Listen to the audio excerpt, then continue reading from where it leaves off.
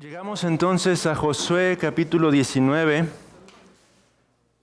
y me gustaría en primer lugar meditar un poco en lo que está escrito en este capítulo a la luz del contexto general, a la luz de lo que ya han estado ustedes meditando un poco en semanas pasadas, el resto de los capítulos.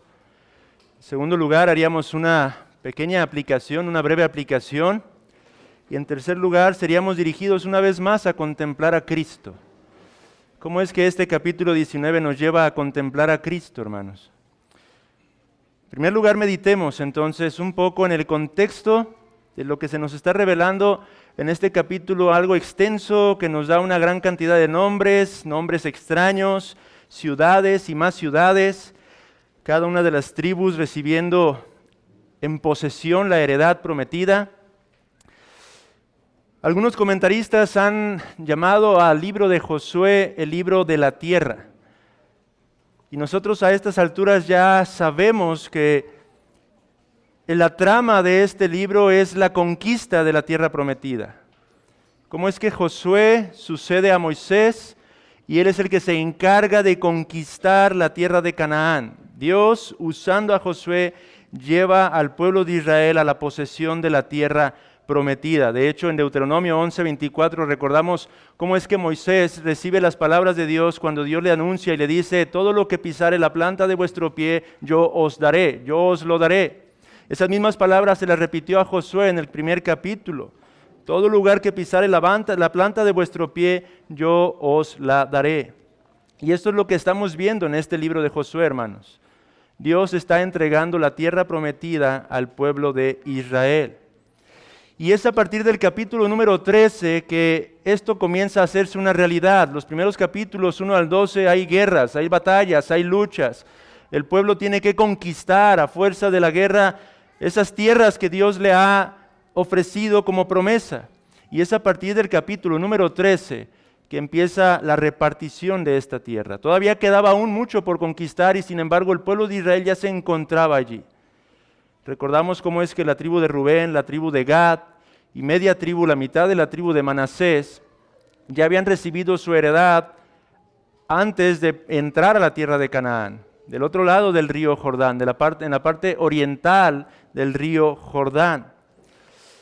Y es en el capítulo 14 y capítulo número 15 que Dios asigna la tierra a la tribu de Judá.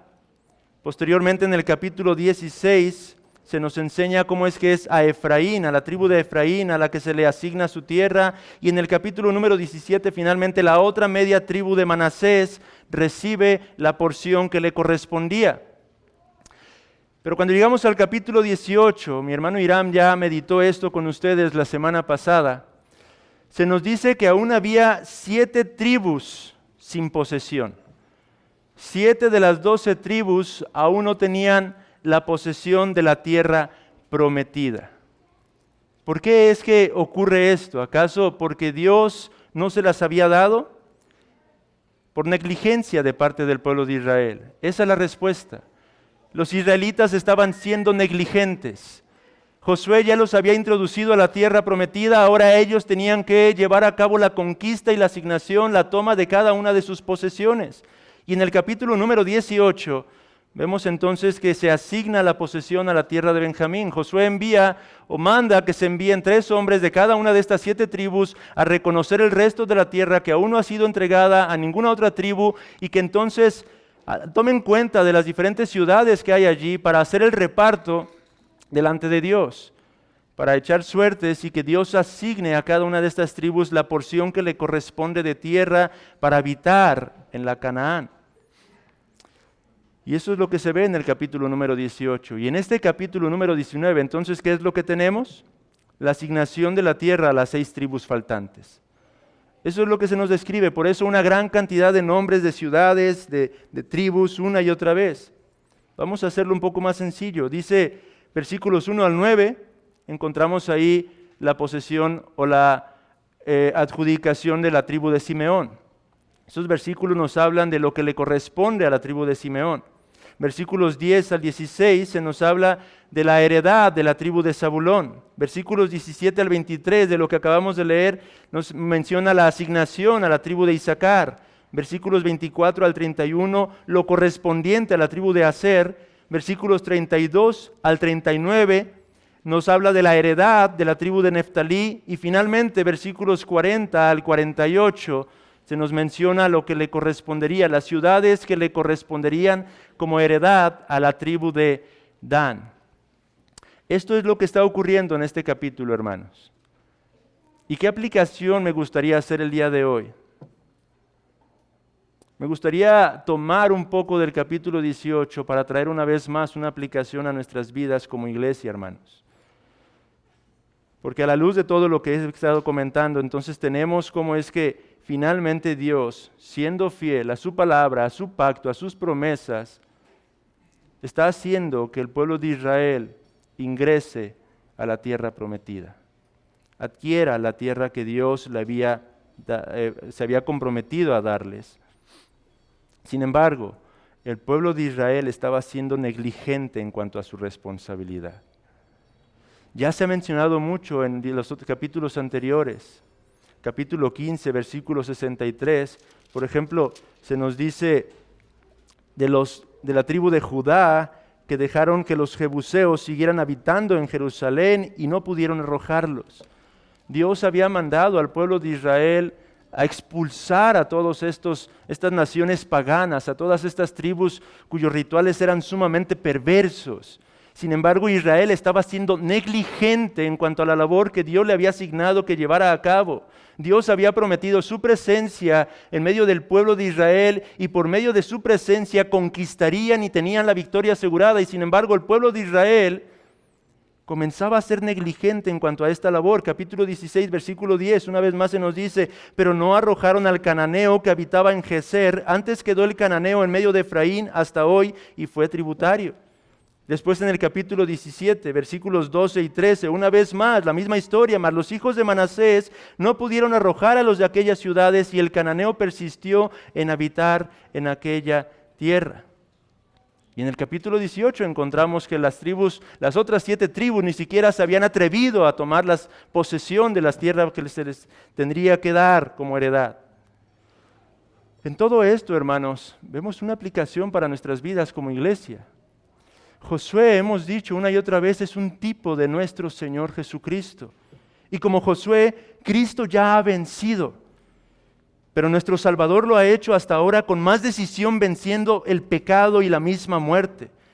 En consecuencia, hermanos, su pueblo, su iglesia, ha heredado en principio un vasto territorio. La tierra entera, hermanos. Mateo 5:5 nos dice, bienaventurados los mansos, porque ellos heredarán, ¿qué? La tierra. Esa es nuestra porción, hermanos. Esa es la porción de la amada iglesia de Cristo. Queda ahora que la iglesia entonces tome posesión de ella.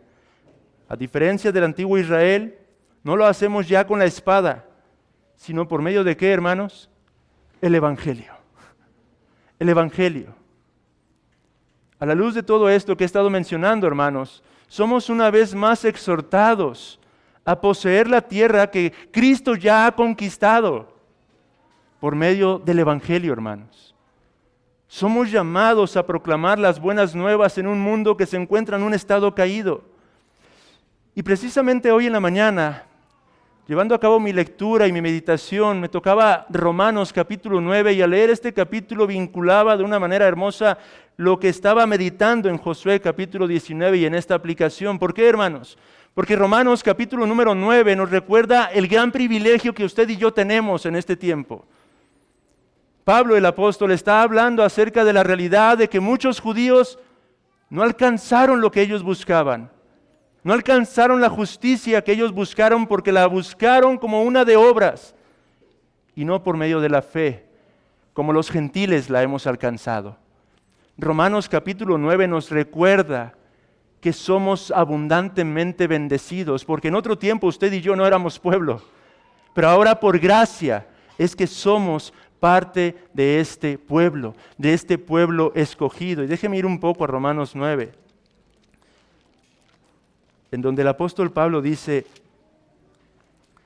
llamaré pueblo mío al que no era mi pueblo y a la no amada, y en el lugar donde se le dijo, vosotros no sois pueblo mío, así serán llamados hijos del Dios viviente.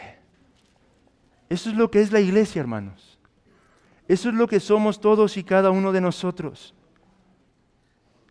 Recordemos entonces el gran privilegio y la gran responsabilidad que tenemos, hermanos. Cristo en la cruz vino a conquistar, pero ahora nos llama a nosotros, como su pueblo, a seguir avanzando esa conquista, a seguir estableciendo el reino de Dios en este mundo hasta el día en que llegue a su plena consumación, cuando Jesús regrese por segunda ocasión, hermanos. Mientras tanto, somos llamados a ser diligentes. Segunda de Pedro, en su capítulo número 1, también meditaba estas cosas.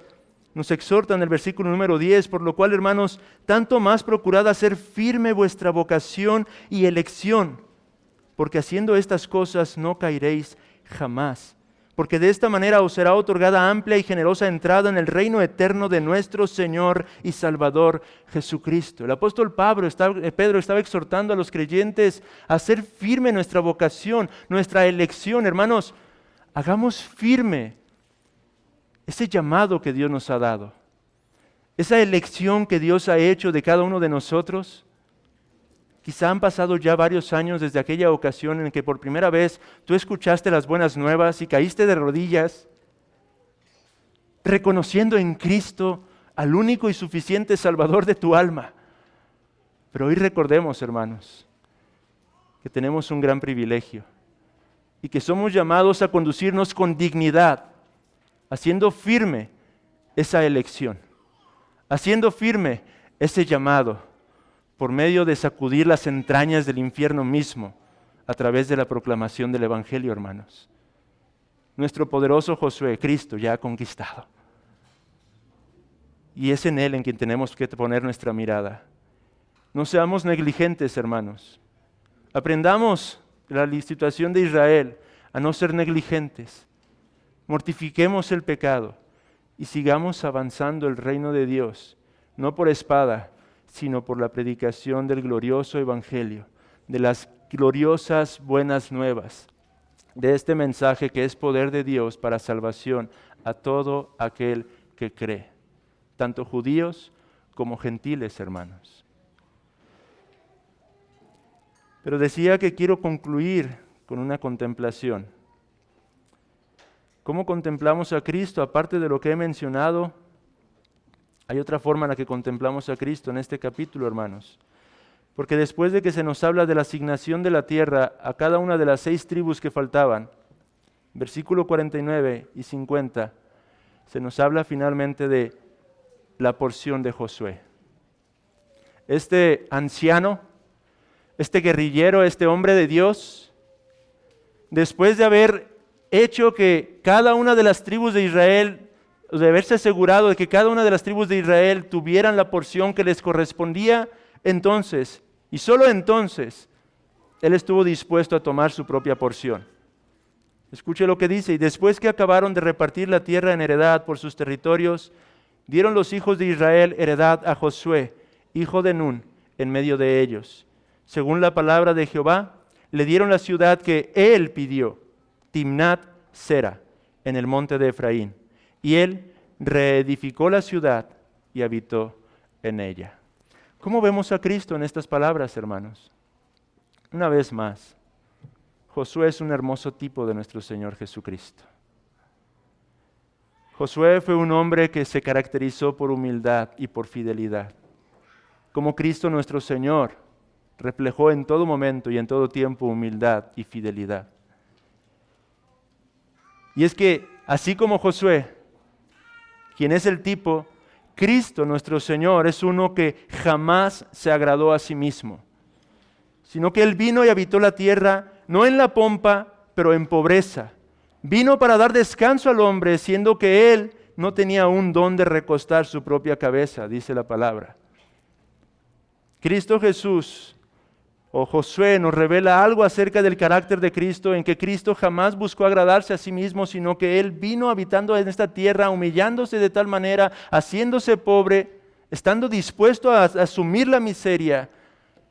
Y Él no descansó, pero vino a traer reposo a los hombres, hermanos. Amigo, eso es a lo que vino nuestro Señor Jesucristo. Vino a traer verdadero reposo al corazón de cada alma que en Él confía. Y digo verdadero reposo porque muchas de las veces creemos encontrar cierto descanso en este mundo, pero créeme, solamente en Cristo, por medio de sabernos en paz con nuestro Dios, teniendo la certeza de que nuestros pecados han sido perfectamente perdonados, podremos encontrar el verdadero reposo para nuestras almas. Pero al igual que Josué, Cristo no entraría en su herencia, hermanos, sino hasta que, por su obediencia perfecta hasta la muerte, asegurara la herencia eterna para su pueblo. Ahí es donde vemos a Cristo, hermanos. Josué no estuvo dispuesto a tomar la posesión de su herencia, sino hasta asegurarse de que cada una de las tribus estuviera en el lugar que le correspondía. Y eso es exactamente lo mismo que hizo nuestro Señor Jesucristo. Él fue hasta aquella cruz, y hasta que Él murió y resucitó de entre los muertos, pudo ascender a los cielos. No antes, hermanos, sino que Él primero tenía que asegurarse que por medio de su propio sacrificio, sus escogidos, los suyos, sus ovejas, pudieran gozar de la posesión que Él vino a ganar, que Él vino a conquistar, hermanos, por medio de aquella cruz. Y en última instancia, Cristo no dará cuenta de su propia gloria hasta que cada pecador escogido sea rescatado y sea puesto en posesión de su reposo celestial, hermanos. Él no regresará por segunda ocasión para manifestar todo su esplendor y toda su gloria hasta que cada uno de los santos, sin faltar uno solo, llegue sano y salvo hacia la patria celestial, que es lo que meditaremos hoy en el mensaje de la palabra, hermanos. Aquí es donde vemos a Cristo, hermanos. Gocémonos de esta realidad. Gocémonos de la certeza que en Cristo Jesús ahora cada uno de nosotros tenemos, sabiendo que Él no se glorificará plenamente hasta que cada uno de nosotros, hermanos, ingresemos a la ciudad prometida, a la Canaán celestial, a nuestra tierra prometida, hermanos. Entonces, y solo entonces, al igual que Josué, nuestro Señor Jesucristo manifestará toda su gloria y todo su esplendor, hermanos. Adoremos a nuestro Señor, hermanos. Glorifiquemos a nuestro Señor. Glorifiquemos a este nuestro verdadero Josué, a este nuestro gran Salvador, hermanos. Amén.